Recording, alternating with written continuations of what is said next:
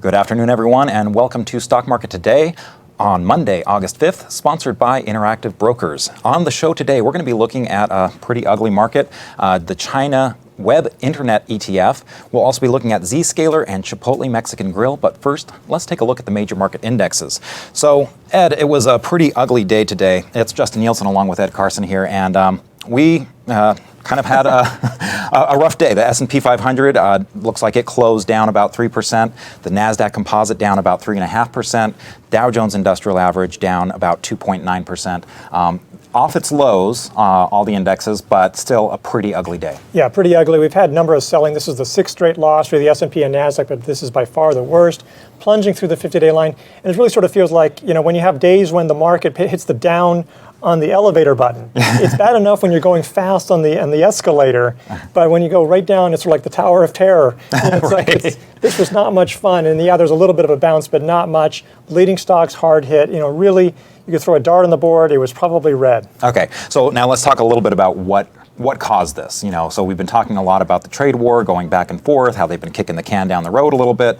Things have kind of changed in terms of the tone. Yeah, last night, China, the central bank, basically devalued the yuan, and the yuan then fell further from that. It's the lowest since 11 years, or a record low, depending on how you measure it. Really, that as a currency devaluation, it's having a global trade war. The risk of that is just a new level that we could have. I mean, China says, "Oh no, we don't want to do that," but this is, clearly we're not going to see the tariffs be delayed. Right. There was still that hope. There's that September 1st deadline, and it's been getting kicked around a little bit, but this kind of makes it seem like... and we have to worry about there's a global recession risk. Right. I mean, Europe's in trouble. A lot of these countries are not doing very well. So even though U.S. the growth is okay, there's some real trouble. The Treasury yield fell like 12 basis points a day after some big losses before. But basically, the Treasury yield is lowest since Trump became president. So really sharp losses. Yeah, it looks like I think it was the lowest since November 2016, if I'm not mistaken. So definitely a lot of hard hit stocks as well. Tech, of course, getting the brunt of that. A lot of Chinese names. Let's go ahead and start with Crane China Internet Web ETF. So this kind of shows you a little bit about what's been happening in the Chinese economy. It's been in a major downtrend. What do you see happening on this ETF right now? Well, in Crane Shares, which owns a lot of things like Alibaba, Tencent, Baidu, I mean, it's mostly stocks that are U.S. listed as, well, Tencent is over the counter, but it's been really weak. It's the lowest level since the late 2018. But the relative strength line is actually at a record low, going all the way back, ever since Crane Shares started this ETF. Really a negative action here. There's just concerns that the Chinese economy is in trouble. There's just a lot of worrisome signs. I mean, it's still growing. It's still growing a lot more in the U.S. But in an economy that's used to growing 7, 8, 9%, it's been slipping to 6%. Some people think it's probably likely growing really a lot less than that. It's just a negative sign going forward. China has been the growth engine of the world. It's a little sputtering here. You take that away, and what do you left with? Europe's basically heading recession, and we're just sort of trending along around 2%. Not a great environment for stocks. And this chart is a weekly chart, and it kind of shows how this was kind of coming up to the 40-week, which coincides with the 200-day moving average, and the 50-day, the 10-week, which coincides with the 50-day. And it looks like it just hit resistance at those levels and came right back down. And that's kind of what we saw in the overall Chinese market as well. Yeah, absolutely. Yeah. So let's go ahead and move on. And Zscaler. Okay, so there's a lot of the leading stocks, of course, and if you were looking for, hey, this was leading before, maybe it will lead again. Zscaler kind of shows you that leading stocks tend to get hit the hardest a lot of times. Yeah, Zscaler actually was probably one of the better performers out of the growth stocks. So some of the growth stocks like ServiceNow and other ones, they got hammered earlier. But Zscaler is a cybersecurity name. It's not really exposed to China particularly, and yet it just shows you, yes, that there is no safe haven. And as you say, growth stocks, while they outperform in good times, they can often be hard hit. They have high valuations. They come down pretty sharply. All of a sudden, that greed fear dynamic changes overnight, and all of a sudden you start worrying, hey, this is really a high-priced stock. I know we often don't look at that so much, but the market does, and in downtrends, this daily comes in, plunging through its 50-day line, plunging through buy points. Just not good action. Yeah.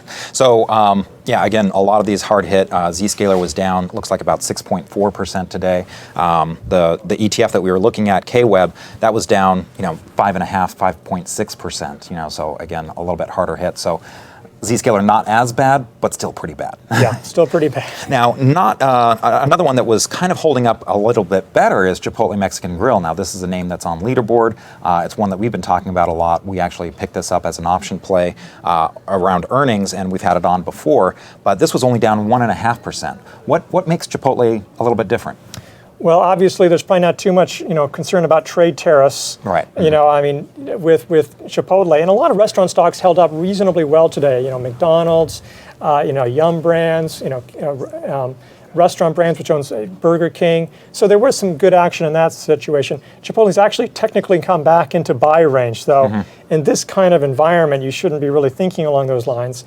But if you look at that, that blue, like sort of that dark blue line there, that's the relative strength line. That actually hit a record high, or at least a multi-year high today, because falling 1.5% looks pretty good on a day when the major average is down 3% and everything else. Yeah. But the thing is, you're still down 1.5%. Yeah. I mean, you don't. Yes, I mean relative strength is nice, but you're absolutely losing if you own the stock versus the prior day. So there's not a time to be buying even a stock like Chipotle, which is showing real strength. And we'd already gone to uptrend under pressure last week, and so you got to keep that in mind. We were already kind of at the caution phase. We're going to definitely talk a lot more in the big picture today about what this means for today's action, what the volume looked like, and where we go from here. So definitely make sure you tune in to the big picture on investors.com today to really get the details on what's going on with this market.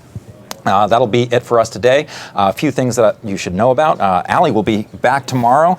Today she's actually working. She was working at the NASDAQ for a new show that we have launching investing strategies at NASDAQ. And you can access that with investors.com/investing strategies. This is going to be the first episode, so we're really excited to see what Allie did today and what she pushed out. So that'll be very useful information for our viewers. Also, don't forget that we are on social media, so if you haven't signed up, please do so. We're on Facebook, Instagram, YouTube, and Twitter. So any of those, you can access some of the reporters, some of our videos, a lot of action that we have going on a daily basis on our social media. So that'll do it for us today. We will see you back here tomorrow. Thanks for watching.